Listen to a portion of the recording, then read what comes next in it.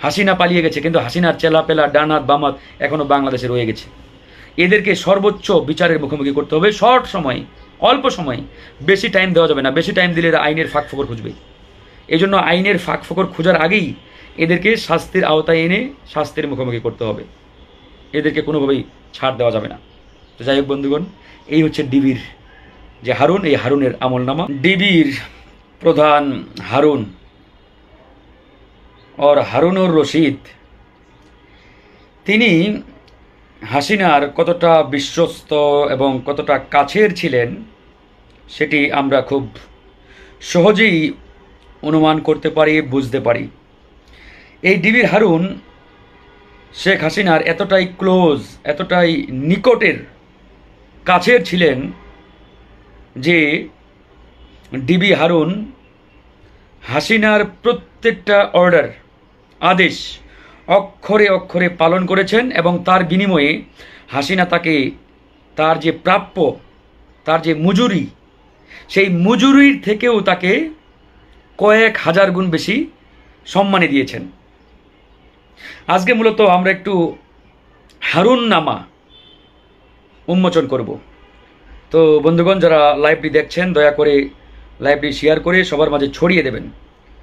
মানুষ একটু ডিবির হারুন নামাটি দেখুক এবং বুঝুক যে ডিবি হারুন কেমন ছিলেন এবং তিনি হাসিনার কতটা বিশ্বস্ত, কতটা কাছের, কতটা ক্লোজ ছিলেন যে তাকে দিয়ে হাসিনা প্রত্যেকটি অপরাধ সংগঠিত করেছেন এবং তাকে দিয়ে ঘটিয়েছেন। আমি একটু যদি ডিবির সেই হারুন নামার ফাইলটি বের করি তাহলে আপনারা ক্লিয়ার হয়ে যাবেন। জাস্ট ডিবি হারুন, এখন আমরা যতটুকু জানতে পেরেছি বিভিন্ন জায়গা থেকে তথ্য, সে এয়ারপোর্ট দিয়ে পালানোর চেষ্টা করেছিল এবং সে পালাতে পারে নাই। এয়ারপোর্টে ঢুকার পথে উপস্থিত জনতা তাকে চিনে ফেলে এবং তাকে গণধোলাই দেয় এবং গণধোলাই দেওয়ার ফলে সে এক প্রকারের মুমূর্ষ অবস্থায়, মানে মরমর অবস্থার মধ্যে পড়ে যায়। তখন সেখানকার সিকিউরিটি যারা এয়ারপোর্টের, তারা তাকে উদ্ধার করে একটি বেসরকারি হাসপাতালে ট্রিটমেন্ট দিচ্ছে এবং সে খুব সম্ভবত আইসিইউতে আছে, মরমর অবস্থার মধ্যে আর কি। যাই হোক, এই ব্যক্তিগুলো মরে গেলে আসলে আমাদেরই লস, কারণ এদেরকে বিচারের মুখোমুখি করতে হবে। যেমন অনেকেই বলেন হাসিনাকে ফাঁসি দেওয়া দরকার, একে ফাঁসি, আমি বলি যে না, এদেরকে ফাঁসি দেওয়ার কোনো প্রয়োজন নেই। কারণ এদের ফাঁসি দিলে তো ভাই এরা একবারই মারা গেল, কিন্তু এদেরকে ধুকে ধুকে শাস্তি দিতে হবে, বাংলাদেশের মানুষ যাতে দেখতে পারে এবং তারা তাদের নিজের পরিণতিটাও যাতে ভোগ করতে পারে। কারণ আপনি একবারে ফাঁসি দিবেন, সে একবারেই শেষ, তার দুনিয়ার যে জ্বালা যন্ত্রণা, যে পাপের শাস্তি, এটা তো সে পেল না।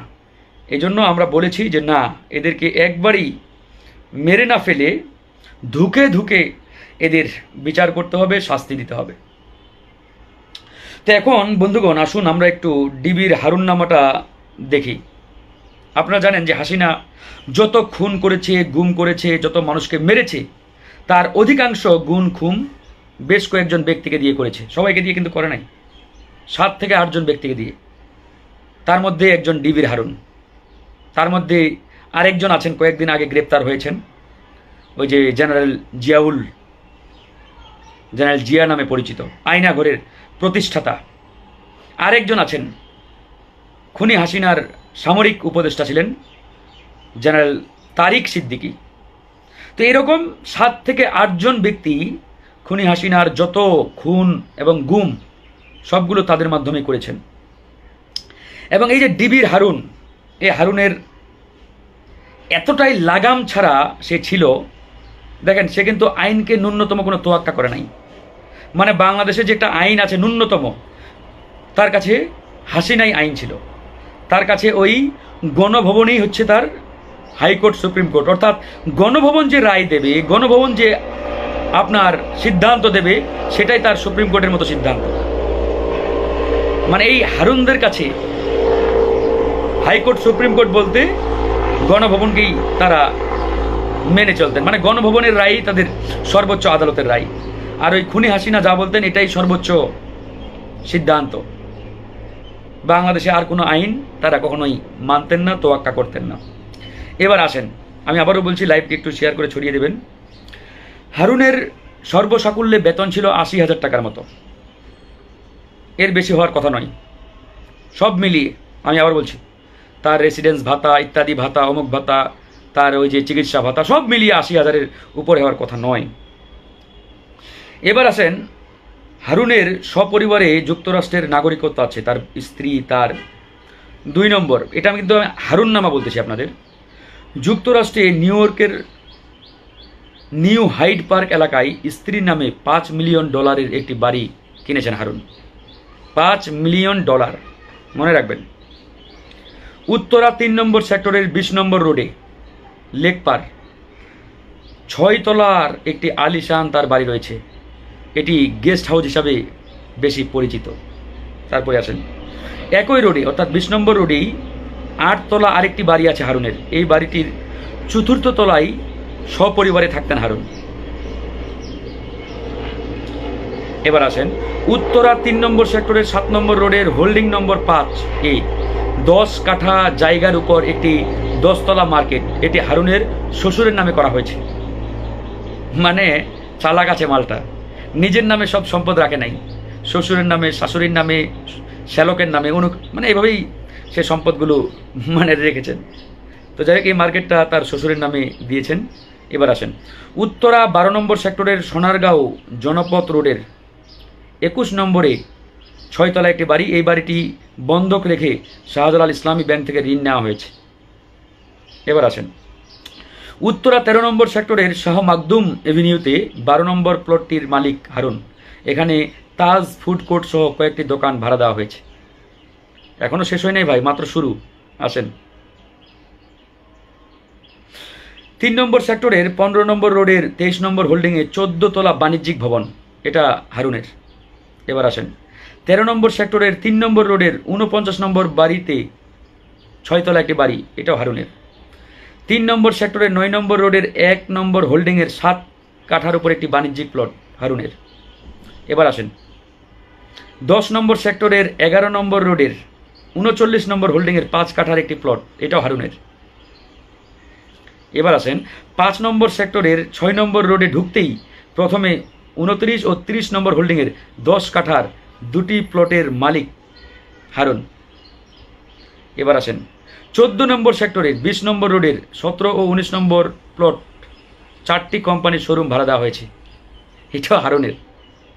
এবার আসেন, ১০ নম্বর সেক্টরের, এগুলো উত্তরের কথা বলছি শুধু ভাই, ১২ নম্বর রোডের ৪ নম্বর বাড়ির ৫ তলায় কথিত তার এক জাহাঙ্গীর নামে একটা মামা আছে, তার অফিস এটা, কিন্তু এটাও হারুনের। এটা শুধু উত্তরার আরও আছে ভাই, এগুলো পড়লাম না। এবার বনানীরটা একটু পড়ি। বনানীর কবরস্থানের দক্ষিণ পাশে ২০ কাঠার প্লট দখল করে একটি কোম্পানির কাছে ৭০ কোটি টাকায় বিক্রি করেন হারুন। টঙ্গীর ২৭ মৌজায় ৮ বিঘা জমিতে কেনা অনুমোদন ছাড়াই নির্মাণ করা হয়েছে JH জিওট্যাক্স লিমিটেড নামের একটি প্রতিষ্ঠান। টঙ্গীর গুশুলিয়া মৌজার ছায়াকুঞ্জ ৫ নামের একটি আবাসিক প্রকল্প, এটাও হারুনের, ১২ বিঘা জমিতে। শেষ করা যাবে না, আসলে অনেক, স্ট্রিটটা দেখলে মানে শেষ করা যাবে না। তো যাই হোক, আমি মোটা দাগে আপনাদের কিছু তুলে ধরলাম। এছাড়াও আপনারা যদি নারায়ণগঞ্জে খোঁজ নেন, সে যখন নারায়ণগঞ্জের SP ছিল, মানে পুলিশ সুপার, ওখানে অন্তত ১,০০০-এর কাছাকাছি হবে তার বিঘা জমি আছে ওখানে, এবং তার 99% দখল করা, সেটেলমেন্টের আর কি। খুনের আসামি, জমি দাও, মৌকুফ, খালাস, অমুক মামলা, খালাস দাও, মানে এভাবে লুটপাট করে এই ডিবির হারুন কি পরিমাণ সম্পদের মালিক হয়েছেন। এই যে দেখুন, এই কথাগুলো আজকে আমি কেন তুলে ধরছি জানেন? যখন হাসিনার মানে শাহেনশাহ আমল ছিল, সেই শাহিনশাহী আমলের যখন ওই সাবেক পুলিশের প্রধান বেনজিরের কট খাওয়ার পরে আমরা যখন কথা বলছি, তখন কিন্তু হাসিনার আমল, কথা বলাটা অনেক রিস্কি। তারপরে আমরা কথা বলেছিলাম এভাবেই যে এই যে বেনজিরকে আজকে তার চেয়ার চলে যাওয়ার পরে, গদি চলে যাওয়ার পরে আটক, মানে তার সম্পত্তির হিসাব আমরা পাচ্ছি, দেখতে পাচ্ছি। তো যারা রানিং পুলিশ অফিসার, তখন কিন্তু হারুনের ব্যাপক প্রতাপ, আমি কিন্তু তার নাম সহ মিডিয়াতে বারবার বলেছি যে এই যে ডিবির হারুন, পুলিশের বর্তমান IG, DMPর কমিশনার, এরা কি ধোয়া তুলসী পাতা? এরা তো ওই বেনজিরের উত্তরসূরি, তাহলে বেনজির যদি এত হাজার হাজার কোটি টাকার মালিক হয়, এরা কি কম খাইয়েছে? এরা কি কম মানে দখল করেছে? তো এদের বিরুদ্ধে কেন কোনো হদিশ আমরা পাচ্ছি না? তখন তারা ক্ষমতায় ছিল। এই যে আজকে ক্ষমতা নাই, গদির মানে চেয়ারে জায়গা নাই, এই জন্য কিন্তু সব আমলনামা বেরিয়ে আসছে। তো এগুলো আমাদের তুলে ধরতে হবে, কথা বলতে হবে। হাসিনা পালিয়ে গেছে, কিন্তু হাসিনার চেলাপেলা ডান হাত বাম হাত এখনও বাংলাদেশে রয়ে গেছে। এদেরকে সর্বোচ্চ বিচারের মুখোমুখি করতে হবে, শর্ট সময়, অল্প সময়, বেশি টাইম দেওয়া যাবে না। বেশি টাইম দিলে এরা আইনের ফাঁক ফোকর খুঁজবে। এই জন্য আইনের ফাঁক ফোকর খোঁজার আগেই এদেরকে শাস্তির আওতায় এনে শাস্তির মুখোমুখি করতে হবে। এদেরকে কোনোভাবেই ছাড় দেওয়া যাবে না। তো যাই হোক বন্ধুগণ, এই হচ্ছে ডিবির যে হারুন, এই হারুনের আমলনামা বা তার আমুন মানে হারুন নামা, এটাকে আমরা বলে থাকি।